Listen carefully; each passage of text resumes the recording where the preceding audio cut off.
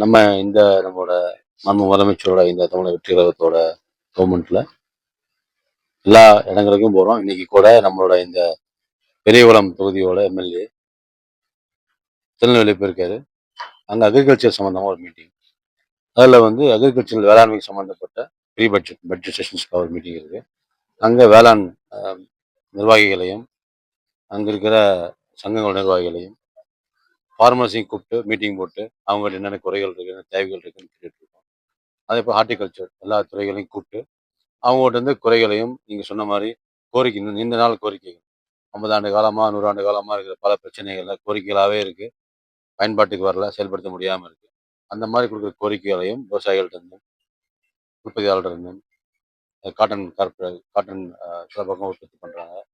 சில இடங்கள்ல கரும்பு உற்பத்தி பண்றாங்க. அந்த ஆலைகள் சம்பந்தமான கோரிக்கைகளையும் எல்லா தரப்பு மக்களையும் மக்களை மட்டும் இல்ல, ஃபார்மர்ஸ் மட்டும் இல்ல, பூ வியாபாரம் பண்றவங்க, பூ பூ பூ சாகுபடி பண்றவங்க, இந்த மாதிரி ஒவ்வொருத்தரையும் சந்திச்சு அவங்களோட விஷயங்களையும் கேட்டு அவங்களோட தரவுகளையும் கேட்டு அங்க என்ன ப்ரொடக்ஷன் நடந்துகிட்டு இருக்கு, ஒவ்வொரு மாவட்டத்துக்கும் ஒவ்வொரு தொகுதிக்கும் என்ன நடந்துகிட்டு இருக்கு.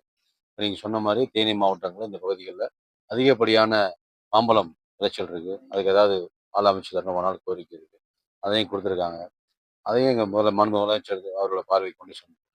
எங்கள் துறை சம்பந்தமா என்னென்ன ப்ரொபோசல் வச்சிருக்கோம், இத்தனை காலமா ப்ரொபோசல் பெண்டிங் எல்லாம் பார்த்துட்டு வெகு விரைவில் துரிதமான நடவடிக்கை எடுத்து பண்ணிக்கலாம். சார், இப்ப போடி நாயக்கனூர்ல வந்து 25 ரேஷன் வெவ்வேறு அரிசிகள் கொடுக்குறாங்க. ஆனாலும் என்னன்னு கேட்டீங்கன்னா, இங்க தமிழக கேரள எல்லை பகுதியில் கேரளாவுக்கு அதிக அளவுல அரிசி இது வந்து இது குறித்து வந்து உணவு பாதுகாப்பு பெருசா வந்து நடவடிக்கை எடுக்கிறது எந்த வண்டியும் 200 நாளைக்கு 100 வாகனங்கள்ல பெருந்து உட்பட அரிசிகள் போய்கிட்டு அப்படி இல்லை, அதில் ஒரு சின்ன கருத்து மாறுபாடு. தென்காசி இந்த மாதிரி பகுதிகளில், தென்காசி தேனி மாவட்டங்களில் நம்ம தமிழ்நாட்டில் நம்மளோட தமிழக அரசு விவசாய ஃபார்மர்கிட்ட இருந்து நெல் கொள்முதல் பண்ணுறோம். இந்த தேனி மாவட்டத்தில் கொள்முதல் நிலையம் 5 சென்டர்ஸ் இருக்குது, கொள்முதல் பண்ணுறோம். இங்கே அரவு மிஷின் கிடையாது. நம்ம தேனி மாவட்டத்தில் அரிசி ஆலைகள் கிடையாது. பக்கத்து மாவட்டங்களை பொறுத்து அரிசி அரவு பண்ணி கொண்டு வருவோம். அதை இங்கே வந்து ஸ்டோர் பண்ணி இங்கே இருக்க மக்களுக்கு மீராசி கிடைக்கும்.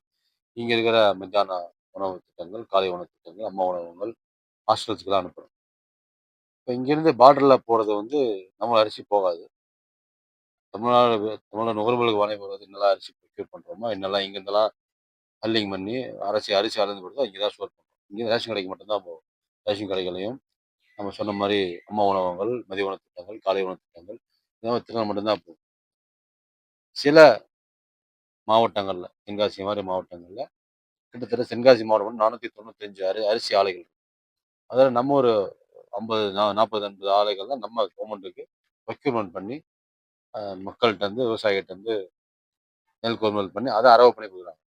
மீதி இருக்கிற ஆலைகள், அங்கே இருக்கிற மீதி ஆலைகள்லாம் என்ன பண்ணுறாங்கன்னா டேரெக்டாக ஃபார்மர்ஸ் நம்ம வந்து 2520 ரூபா கொடுக்குறோம் ஒரு ஒரு ப்ரொக்யூர் பண்ணுறதுக்கு.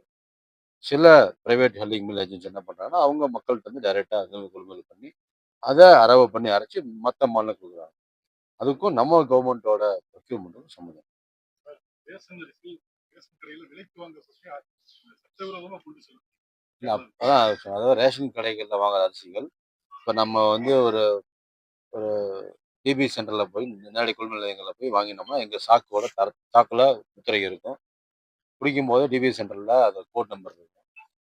இங்கே ஹல்லிங் ஏஜென்சி போன உடனே அரிசி ஆலைகள் போனால் அங்கேருந்து சீல் பண்ணி அதோட எங்களை ஸ்டெப்பு வரைக்கும் மாற்றி கொடுப்போம். நம்ம தைக்கும் போது கூட தையலோட கலரை மாற்றி கொடுப்போம். இங்கே வரும்போது கூட இங்கே வர அரிசி வந்த உடனே அதை சானிடைஸ் பண்ணும்போது கலர் மாற்றும். ப்ளூ கலரில் அரிசி ஆலேருந்து வந்துச்சுன்னா நம்ம இங்கேருந்து குளோனுக்கு அனுப்புவோம். இங்கேருந்து நம்ம ரேஷன் கடைக்கு அனுப்பும்போது ஒரு ஒரு வருஷம் ஒரு மாதங்களில் எல்லோ கலரும் ஒரு மாதங்களில் பிங்க் கலரும் போட்டு கொடுப்போம். நம்மகிட்ட இருந்து பிடிஎஸ் நம்மளோட குடோன்லேருந்து எந்த ஒரு ரேஷன் கடைக்கு போனாலும் அது எந்த இடம் கடத்தல் எங்கேயும் பண்ணுறதில்லை. அப்படி இருந்திருந்தாலும் நம்மளோட சிவில் சப்ளைஸோட சிடி ஏஜென்சி இருக்காங்க. அவங்க எல்லா ஏங்களையும் பார்டர் ஏங்கெல்லாம் செக் பண்ணுறோம், மானிட்டர் பண்ணுறோம், பார்த்துட்டு இருக்கோம். நான் ரொம்ப விசாரிச்சுட்டு இருந்தேன். சில மக்கள் இங்கேருந்து 2 கிலோ 3 கிலோ அவங்க சொந்த உபயோகத்துக்காக கேரளாவுக்கு எடுத்துகிட்டு போயிட்டு இருக்காங்க இல்லையா. நீங்கள் சொல்ல பல்கா இங்கே மூவ்மெண்ட் எனக்கு தெரிஞ்ச எதுவும் வரல. அப்படி இருந்தாலும் சம்மந்தப்பட்ட துறைகளை சொல்லி உடனடியாக கடையில் வந்து ரேஷன் கடையில் பாமாயில் முறையாக என்னன்னு கேட்டீங்கன்னா வழக்கமாக வந்து மாதம் பாமாயில் கொடுத்தாலும் ஆனால் 2 மாதங்களுக்கு ஒரு குடும்பத்தினர் பாமாயில் கொடுக்குறாங்க. மீதி பாமாயில் தான் வெளியில கடையில் பிளாக் பார்க்கில் விற்கப்படுது. இது குறித்து தீவிரமாக நடவடிக்கை எடுக்க ஒவ்வொரு ரேஷன் கடையிலும் கேமரா மாட்டாங்க. இது வந்து மொத்தம் 35 கடைகளுக்கு மேல தமிழ்நாட்டுல ரேஷன் கடைகள். 35 கடைகளுக்கும் நம்ம நீங்க சொல்ற மாரி சிஸ்டம் பண்றது கொஞ்சம் டிஃபிகல்ட்டா இருக்கும். வருங்காலங்கள்ல முதலமைச்சர் கேட்டுட்டு இது முடியுமாங்கிற அவன டிஸ்கஸ் இன்னொரு பண்ணிட்டு பிரச்சனை, சில பண்ணலாம். ரேஷன் கடைகள்ல வந்து இங்க கோடவுன்ல விநியோகம் பண்ற அரிசியை வந்து எங்களுக்கு முழுமையா முழு இடையில வர்றது இல்ல. இங்கே வந்து இடைத்தரவா தெரியும். ஆனா விநியோகத்துல எங்களுக்கு சில குளறுபடிகள் இருக்குன்னு சொல்லியிருந்தாங்க. அதுக்காக நெறைய பக்கம் அந்த கோரிக்கை வந்து நெறைய பேர் சொன்னாங்க. இதனால நான் எல்லா குடோனுக்கும் போறேன். எல்லா குடோனுக்கு ஆர்எம்ஓ அங்க இருக்கிற ஒர்க் பண்ற அ கூலி தொழிலாளர்களோட சொல்லி பேசிட்டு இருக்கோம். எல்லாரும் சொல்லிட்டு இருக்கோம். நான் பார்த்த வரைக்கும் கடந்த 2 மாதங்களாக பல குடோன் போறேன். பல மாவட்டங்களுக்கு போயிருக்கேன். எல்லா இடங்கள்லயும் அரிசி இங்கேருந்து நம்ம குடோன்லேருந்து ஒரு தாலுக் குடோன்லேருந்து ரேஷன் கடைக்கு போற அரிசிகள்லாம் மூட்டைகள் சரியான எடையோட தான் போகுது. எந்த குறைபாடுகளும் இல்ல. நீங்க ஆயில பொறுத்தவரைக்கும் யூசுவலா இப்ப முதல் மாரி பல சிஸ்டம்ல இப்பலாம் கம்ப்யூட்டரைஸ்ட் மெக்கானிசம் வச்சிருக்கோம். இப்ப இங்கேருந்து ஒரு குடோன்லேருந்து எக்ஸாம்பிள் டிபிசிலேருந்து நம்மளோட நெல்லு வருது. நெல்லு அரிசி ஆலைக்கு போகுது. அரிசி ஆலையிலேருந்து நமக்கு என்ன நெல் இங்க அரிசி அந்த அரிசி என்ன எவ்வளோ இங்க வருது. இத இங்கிருந்து எந்தெந்த கடைகளுக்கு அனுப்புறோம். எந்த கடை எவ்வளோ அனுப்பணுங்கிறது எல்லாம் கம்ப்யூட்டரைஸ்டு. அனுப்பினாலும் நம்ம யூஸ் பண்ற லாரி டிரான்ஸ்போர்ட் ஆகட்டும், இல்ல கோஆப்பரேட்டிவ் மூலமா வந்துட்டு போற ட்ரக் டிரான்ஸ்போர்ட் எல்லா டிரான்ஸ்போர்ட்டும் எல்லாமே கம்ப்யூட்டரைஸ் தான் பண்ணி வச்சிருக்கோம். ஆயில் ஆகட்டும், சுகர் ஆகட்டும், சர்க்கரை ஆகட்டும், பருப்புகள் ஆகட்டும், எந்த உணவு திட்டத்துக்கு போனாலும் முறையான முறையில போயிட்டு இருக்கு. சில நேரங்கள்ல கடைகளுக்கு சப்ளை பண்ண எக்ஸாம்பிள் கடைகளுக்கு 2000 பேர் 2000 கார்டு உள்ள கடை இருக்குன்னா, அந்த கடைக்கு 2000 பேக் போகும். அதுவும் கரெக்ட்டா சேல்ஸ் ஆகுதா இல்லையா தினந்தோறும் எல்லாமே கம்ப்யூட்டரைஸ் பண்ணி வச்சிருக்கோம். மிஷின்ஸ் இருக்கு. எல்லாமே சென்ட்ரல் கவர்மெண்ட் நம்மளோட ஹெட் குவார்ட்டர்ஸ்ல கம்ப்யூட்டரைஸ்டா இருக்கும்.